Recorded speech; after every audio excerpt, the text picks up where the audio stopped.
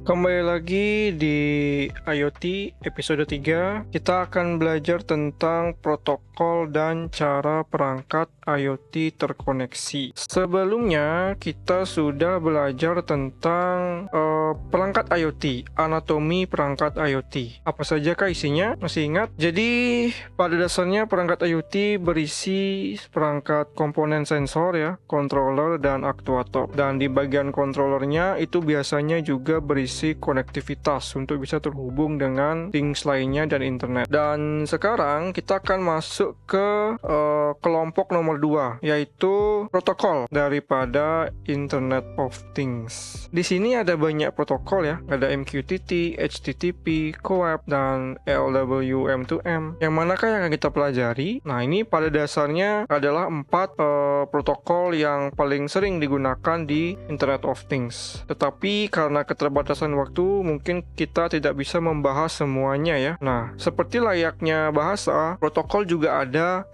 yang paling banyak digunakan atau protokol internasional ya, bahasa internasional. Apa bahasa internasional? Bahasa Inggris ya. Nah, ini juga sama, kita juga memiliki protokol yang paling lazim digunakan. Dari antara 4 ini, yang menjadi protokol yang paling lazim digunakan untuk kasus Internet of Things adalah MQTT. MQTT merupakan protokol berbasis pesan, dan di episode kali ini kita akan membahas lebih detail spesial mengenai protokol ini. Oke, sebelum kita lanjut ya, perlu kita ingat kembali bahwa Internet of Things ya, selain device-nya, selain perangkatnya, kita juga mengenal yang namanya gateway. Gateway ini tugas utamanya adalah sebagai penterjemah dua jaringan yang berbeda atau penghubung antara things yang berbicara dengan bahasa yang berlainan ya menjadi satu bahasa. Nah, biasanya gateway ini dia akan bertindak sebagai translator atau penterjemah. Ini ada devices yang berbicara dengan Modbus ya, protokol Modbus, ada OPC UA dan protokol-protokol lainnya. Ketika masuk ke gateway, itu dia akan keluar dalam bentuk MQTT sehingga dia bisa dihubungkan dengan infrastruktur cloud ya. Kan masih ingat ya komponen utama IoT ya. Kalau komponen utama perangkat IoT tentu ada 3, sensor, controller, aktuator. Kalau komponen utama IoT ada 4 ya. Ini review lagi nih biar nggak lupa. Apa saja? Ada thingsnya sendiri ya, perangkatnya ya. Ada cloud platformnya ya, yang ini cloud platform. Ada apa lagi? Ada konektivitasnya ya, menggunakan Wi-Fi ya, Bluetooth, menggunakan LPWAN, dan terakhir ada aplikasi atau UI-nya ya, ada interface-nya yang bisa digunakan oleh manusia untuk berinteraksi dengan dia. Nah, itu dia komponen intinya, ada 4. Dan sekarang yang kita bahas adalah yang nomor 3, yaitu konektivitas. Ya, bagaimana things ini dia bisa berbicara melalui Internet of Things. Oke, kita akan lanjut ke gambar yang lebih detail. Intinya adalah, saya ulangi lagi ya, bahasa IoT ya, protokol IoT itu ada banyak, dan kalau dipelajari akan memakan banyak waktu ya. Nah, di kesempatan kali ini saya ambil satu yang paling lazim digunakan ya, bahasa internasionalnya lah ya. Protokol yang paling lazim digunakan yaitu MQTT. MQTT itu apa? Nah, ini ada singkatannya sebenarnya. MQTT ini adalah M-nya adalah message ya. Q-nya ini adalah Q ya, antrean ya, queuing ya, telemetri transport protokol. Nah, simpelnya adalah MQTT ini didesain untuk bisa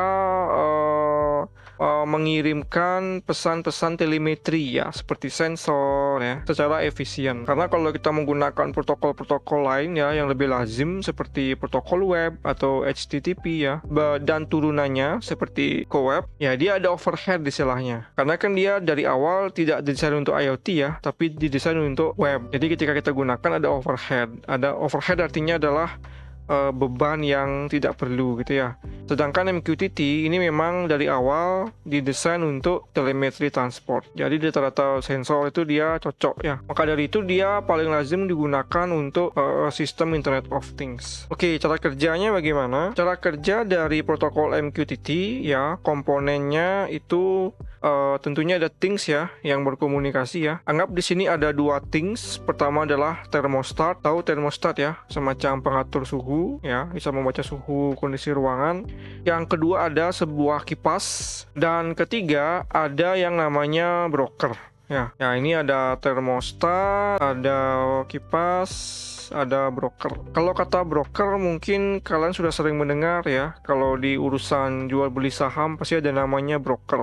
Nah, ini juga mirip-mirip fungsinya ya. Jadi dia sebagai broker, dia bertugas mempertemukan dua entitas atau lebih yang akan bernegosiasi gitu ya, akan bertransaksi. Jadi dia sebagai penengah yang mengkolek informasi sehingga entitas itu bisa terhubung gitu. Nah, di sini ya ciri khasnya adalah things ya, dia akan berkomunikasi melalui topik. Jadi dia akan memilih sebuah topik ya. Yang namanya Internet of Things kan isinya adalah para things yang saling ngegibah ya. Nah, tentunya untuk bisa ngegibah pasti punya sebuah topik yang akan digibahin gitu. Intinya adalah things yang masuk ke topik yang sama, atau diistilahkan dengan mensubscribe ya. Things yang masuk atau mendengar topik yang sama atau mensubscribe topik yang sama akan bisa bertukar informasi. Nah, things yang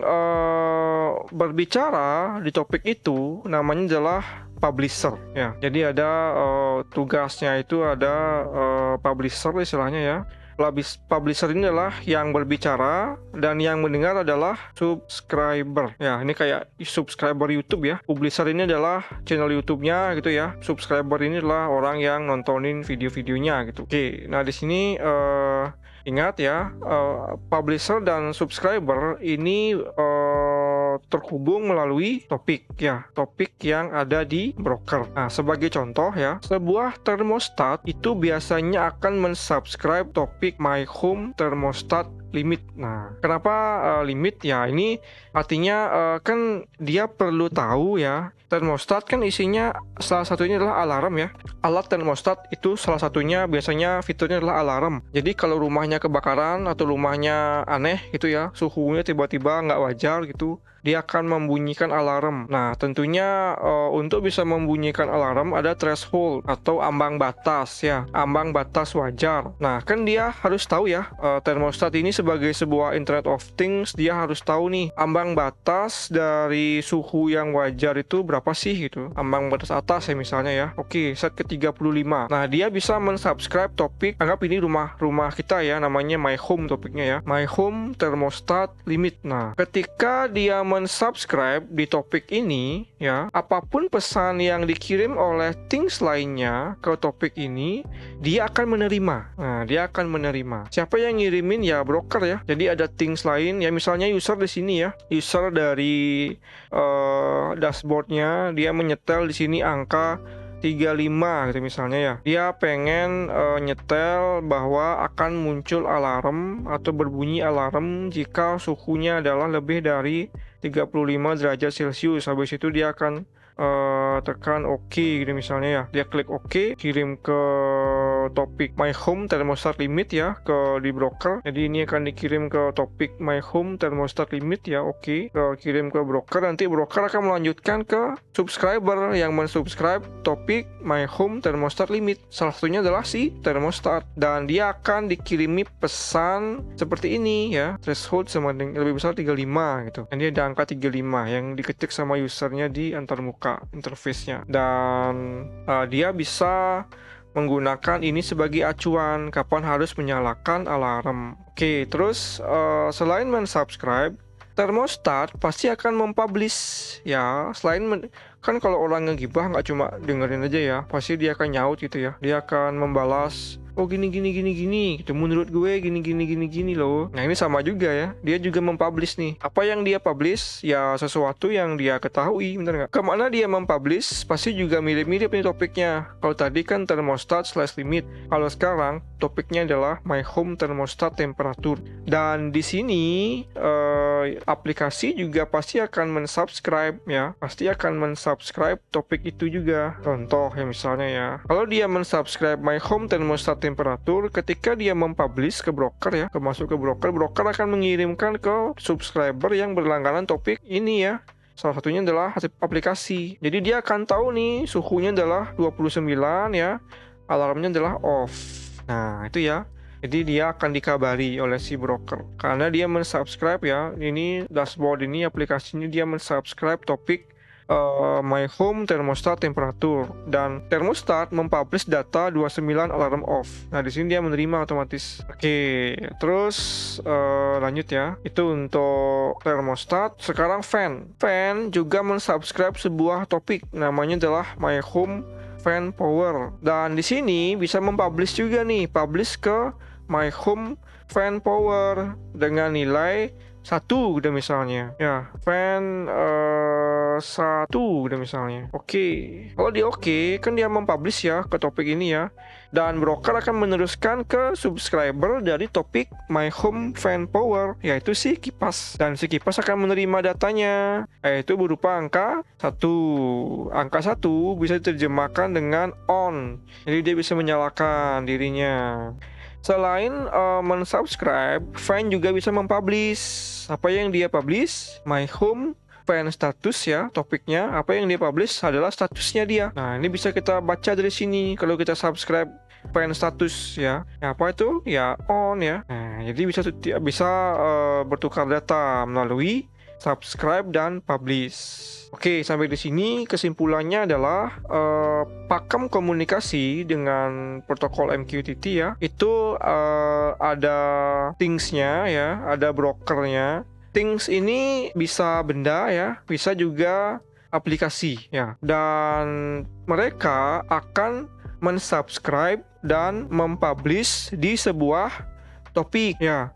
Pokoknya kalau topiknya sama, dia akan saling terhubung ya. Kalau topiknya sama, ketika dia mempublish ke topik yang sama, maka broker akan mengabari subscriber dari topik itu gitu. Nah, broker akan mengabari. Jadi ketahuan nih semua, akan disebar semua ke pendengar-pendengarnya gitu ya. Dan di sini yang spesial adalah ini kan antara things dan broker, dia speak ya, berbicara dengan bahasa MQTT ya, protokol MQTT. Nah, tadi saya bilang di sini real case-nya itu things-nya tidak cuma things dalam bentuk fisik saja ya. Ada juga things yang bentuknya aplikasi gitu ya.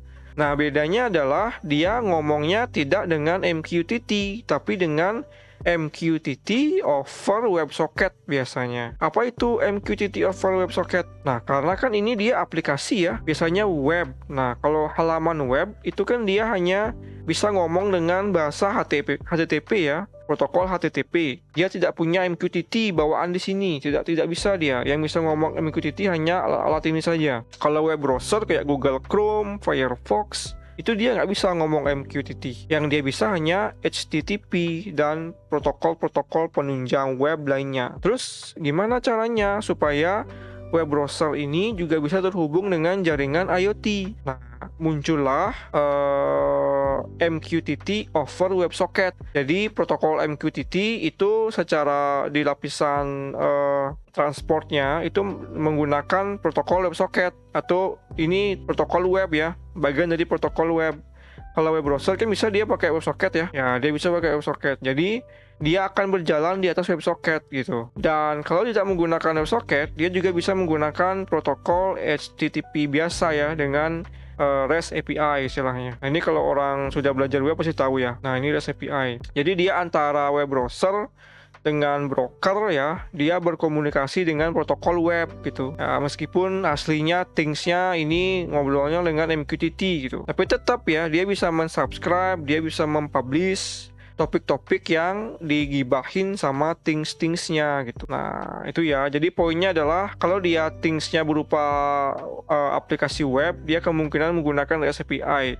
atau MQTT over WebSocket. Termasuk juga aplikasi-aplikasi mobile ya yang tertanam di Android, di iOS ya. Meskipun dia memungkinkan dengan MQTT, tapi lebih banyak dia menggunakan REST API atau MQTT over WebSocket. Oke, kita lanjut lagi ke slide berikutnya. Nah, tadi kita sudah belajar ya bahwa MQTT itu protokolnya, cara kerjanya adalah berbasis topik ya.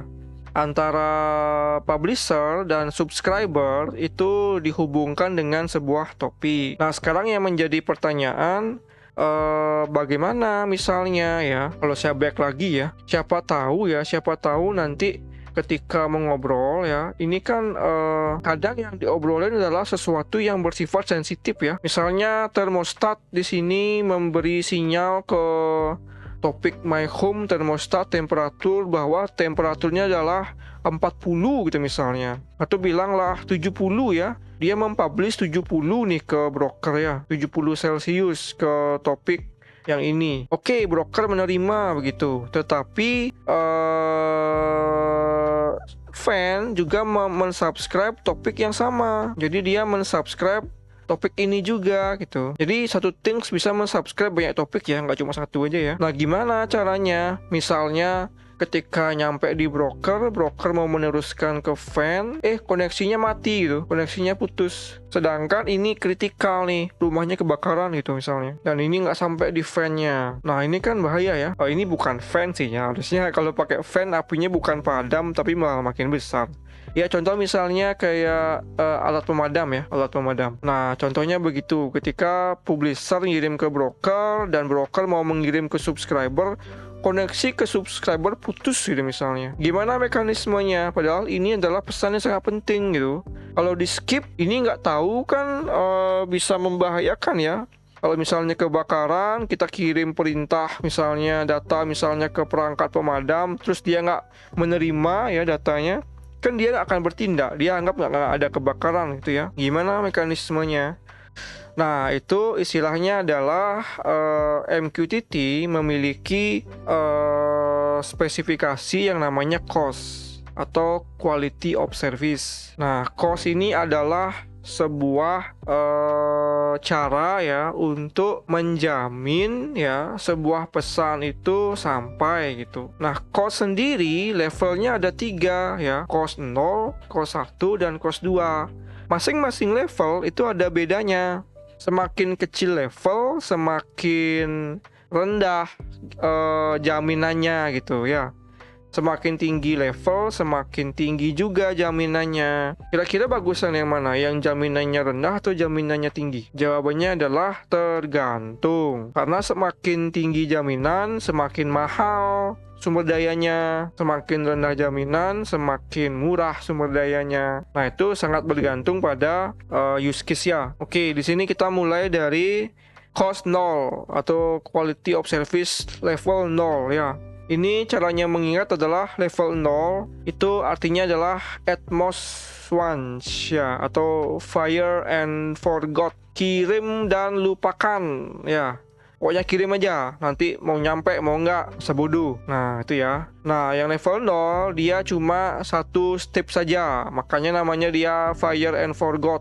Begitu dikirim, habis itu dilupain ya. Nah, caranya membaca diagram ini adalah di sini ada publisher ya, ada broker, ada subscriber. Ini adalah things, ini adalah broker, ini adalah things. Bedanya adalah ini things yang mendengarkan, ini things yang berbicara. Nah, kalau dia menggunakan cost 0 ya, publisher ya, itu akan mempublish ya, publish pesan. Ini ada jenis pesannya, cost. Oh, ini bukan cost 1 ya. Ini harusnya adalah cost 0. Bentar, saya revisi bentar ya. Alright, jadi ini adalah cost 0 ya. Jadi kalian bayangkan publisher itu dia kirim paket. Di paketnya itu ada labelnya ya. Labelnya adalah cost 0. Dan ada isi pesannya.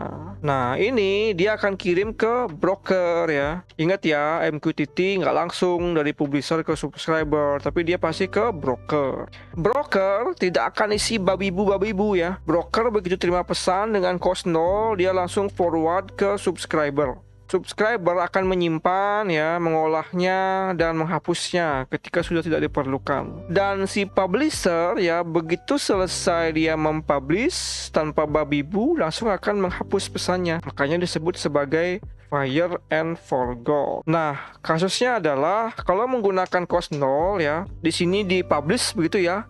Tiba-tiba mati listrik gitu ya. Pesannya nggak nyampe karena internetnya putus gitu. Publisher nggak akan ngirim ulang, dia akan langsung menghapus pesannya, nggak akan sampai di broker. Begitu pula dengan broker ya. Begitu misalnya si broker menerima pesan, dia mau mengirim ke subscriber, subscriber yang ini mati gitu ya. Anggap ada 10 subscriber ya. Terus dia mati gitu. Ya dia akan menerima pesannya karena dia hanya dikirimkan sekali saja.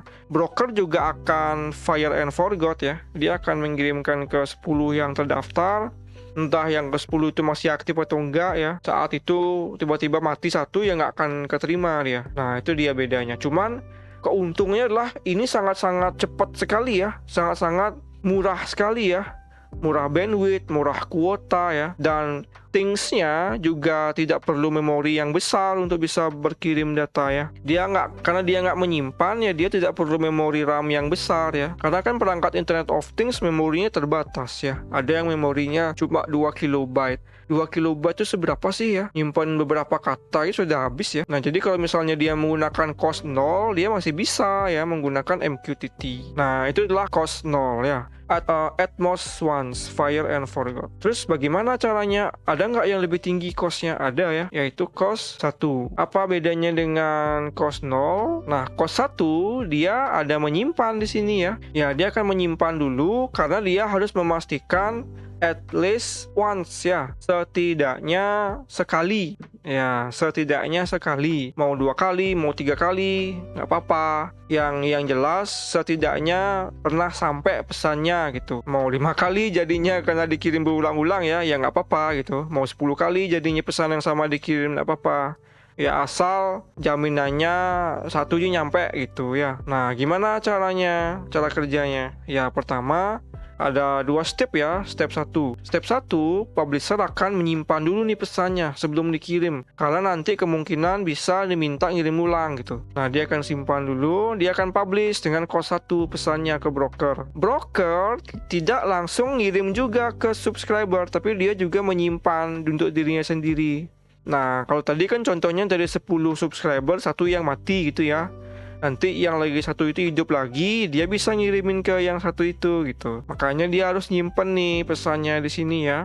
Publisher akan mengirim publish ke broker, broker akan menyimpan, dan ketika sudah berhasil menyimpan, broker akan mengirimkan perintah pullback ya, publish back. Nah ketika dia menerima pullback ya, tanda pullback si publisher, baru dia bisa mendelete pesannya. Artinya apa? Misinya sudah sukses. Kalau pullback sudah diterima ya, misinya sudah sukses. Ini pesan sudah bisa di-dispose ya, sudah bisa dihapus gitu. Sudah berhasil publishnya. Begitu pula dengan broker ya. Ketika dia mempublish ke semua subscriber dan dia menerima pullback ya ke semuanya ya, semuanya sudah mengirimkan pullback, baru dia bisa mendelete pesannya. Dan si subscriber akan menyimpan pesannya, akan mengolah dan akan mendelete ketika sudah selesai. Nah, bisa kalian bayangkan ya, di sini sudah meningkat 2 kali lipat nih resource-nya ya. Di publisher dia nyimpen ya, di broker dia nyimpen, di subscriber dia nyimpen. Dan di sini diperlukan 2 step nih. Step publish ya, dan step pullback. Ada 2 step di sini ya, baru dia bisa selesai atau komplit ya. Nah di sini ada jaminan setidaknya 1 pesan ya yang masuk.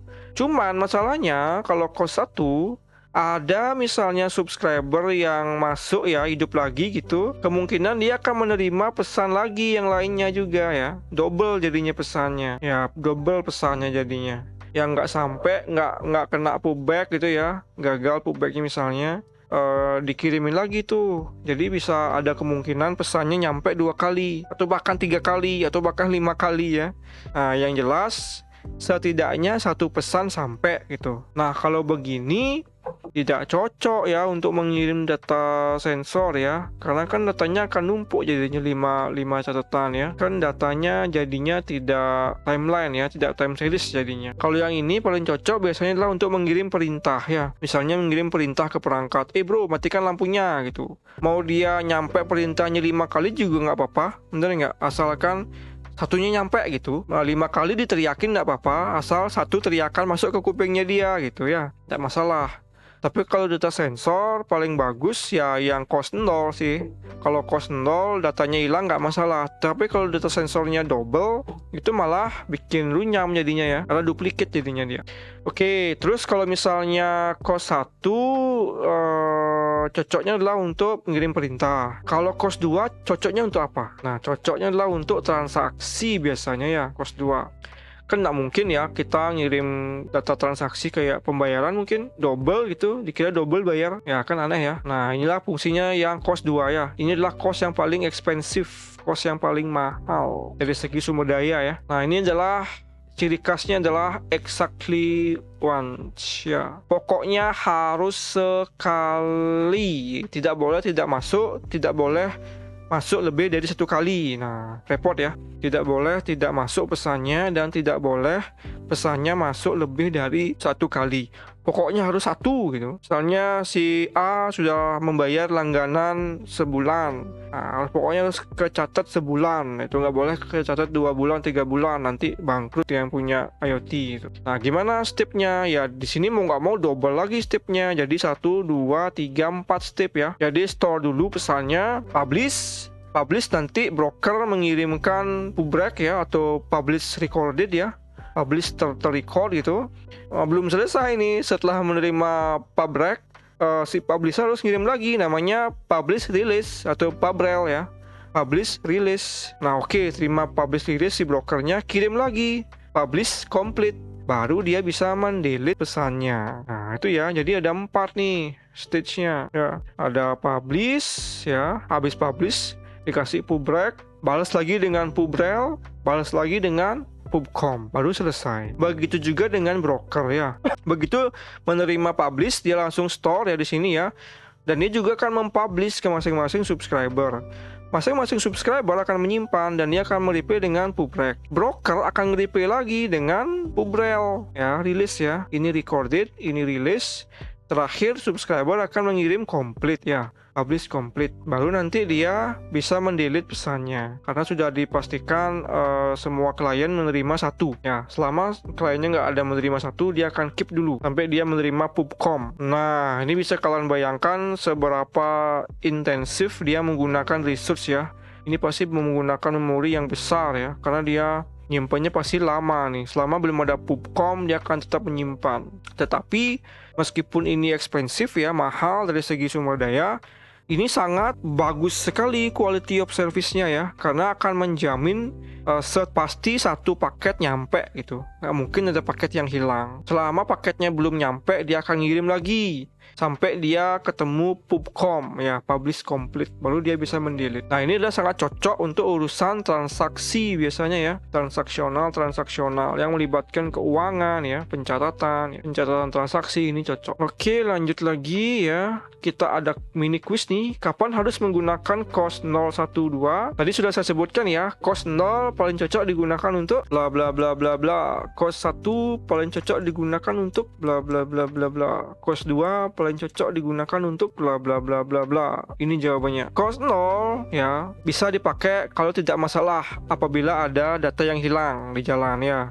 Data sensor yang dikirim setiap 1 menit sekali ya, itu hilang sekali nggak apa-apa ya. Dan di sini ya, yang paling sering digunakan adalah jaringan yang dekat biasanya. Cost 0 ya, di jaringan yang dekat. Kalau kualitas jaringannya itu adalah sangat stabil, jadi kita bisa menggunakan cost 0. Kalau jaring ini sudah sangat stabil, aman pastinya. Pasti akan jarang paketnya yang hilang begitu. Meskipun begitu, memori juga kecil ya, karena kita tidak ada menyimpan pesan-pesan yang dianggap tidak sampai gitu ya. Nah, jadi kalau kondisi jaringannya sangat stabil, tak apa-apa pakai cost 0. Ya, itu meskipun tidak ada nyimpen pesannya pasti nyampe gitu ya. Pesannya pasti nyampe. Dengan biaya yang murah, pesannya pasti nyampe. Kapan harus menggunakan cost 1? Cost 1 digunakan ketika keseimbangan antara konsumsi sumber daya kayak prosesor, memori, dan kinerja yang optimal dalam jaringan. Jadi cost 1 ini bisa digunakan jika tidak boleh ada pesan yang hilang ya. Tidak boleh ada pesan yang hilang. Kayak tadi mau buka pintu dari jarak jauh atau mau ngunci pintu dari jarak jauh. Kan kalau misalnya pesannya hilang, pintunya nggak jadi kekunci, bener nggak? Bahaya. Tapi kalau dengan cost 1 akan dipastikan smart door lock-nya kan setidaknya menerima satu perintah ya. Dan tidak apa-apa memproses pesan duplikat gitu. Tidak apa-apa pintu smart door lock-nya menerima 5 kali perintah tutup ketimbang tidak sama sekali. Benar nggak? Kalau dia menerima 5 perintah tutup, ya pasti dia nutup pintu gitu. Yang bahaya tuh ya nggak sama sekali gitu ya. Nah, itu cost 1. Kalau cost 2, sama dengan cost 1 ya, tidak bisa ada pesan hilang.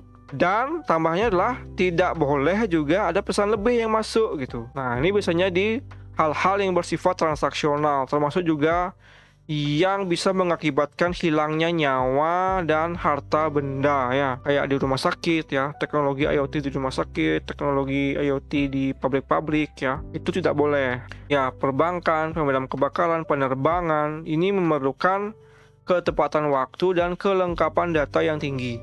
Jadi data yang dikirimkan itu harus sampai, dan yang harus sampai itu adalah satu saja, tidak boleh duplikat gitu ya, kan nanti bahaya ya. Perintah untuk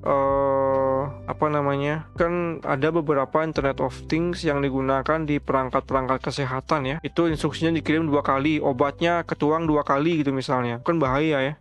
Nah, ini harus dipastikan hanya ada sekali saja. Dan itu menggunakan cost 2. Oke, lanjut ke next quiz ya. Cost berlaku di level apa? Apakah di level koneksi antara things dengan broker ya? Apakah di level koneksinya menggunakan cost? Ataukah di level topiknya? Ataukah di level pesannya menggunakan cost? Ataukah ini harusnya D ya? Apakah di level pesan subscription-nya? Nah, jawabannya adalah yang ini ya. Cost itu berlaku di pesan. Jadi setiap pesan yang dikirim ya, di atasnya itu ada labelnya cost 1 gitu misalnya. Oke, kirim. Nanti mau ngirim lagi pesan yang sama ya. Nah, ini bisa dirubah nih cost-nya menjadi cost 0 misalnya, kirim. Jadi satu koneksi, satu topik bisa dikirimin banyak pesan yang cost-nya berbeda gitu ya. Satu topik ya, cost-nya berbeda, nggak apa-apa. Ya, itu jadi cost itu dia di pesannya ya, di pesannya. Nah, di sini kan ada juga yang mensubscribe ya. Ya, ini ada juga yang mensubscribe, ini kan yang mempublish ya, ini yang mensubscribe. Ketika dia mensubscribe sebuah topik ya, my topic gitu misalnya ya, my topic /A/B. Ketika mensubscribe ini ya, dia juga bisa menempatkan cost berapa gitu ya, cost 1 gitu misalnya, bisa juga. Jadi broker hanya akan mengirimkan ke topik ini ya pesan yang sama dengan atau lebih kecil daripada costnya yang ini. Nah, itu dia bedanya. Jadi dia cost ini berlaku di pesan dan subscription ya, subscription. Oke, lanjut lagi. Bagaimana jika cost publisher sama dengan 2 tetapi cost subscriber sama dengan 1 di topik X? Nah, ini ya menarik ya. Jadi si publisher mengirim sebuah pesan dengan cost 2 gitu. Tetapi ada subscriber yang mensubscribe topik itu dengan cost 1 gitu ya. Ya, jadi si publisher mempublish di topik X ya sebuah pesan dengan cost 2. Ada juga subscriber yang mensubscribe topik X dengan cost 1. Nah, itu jadinya gimana? Apakah paket dikirim ke subscriber menggunakan cost 0, dikirim ke subscriber menggunakan cost 1? Kalau dikirim dari publisher ke broker ke subscriber, Kalau di sini kan pakai 2 ya. Dari publisher ke broker pakai 2. Dari broker ke subscriber pakai 1. Jadi ini jadinya gimana nih? Apakah satunya diikutin atau 2-nya diikutin gitu? Karena topiknya nih X ya. Topik X nih, topik X. Atau 2 atau paketnya dikembalikan karena cost-nya berbeda. Ini paketnya yang dikirim ke topik X adalah 2, tapi yang mensubscribe topiknya adalah 1 gitu. Nah, jawabannya adalah yang mana yang paling kecil ya. Kalau misalnya dia mensubscribe topik X dengan cost 1, ya broker akan mengirimkan yang paling kecil X1 ya. Nah, dia akan mengirimkan dengan cost 1 paketnya ke si subscriber. Pokoknya yang mana yang paling kecil ya. Kalau ini misalnya 1 ya, ini 1, ini 2, dia mensubscribe 2 ya, yang dikirim 1 ke topik X, ya dia akan menggunakan 1 di sini. Meskipun dia mensubscribe 2 ya.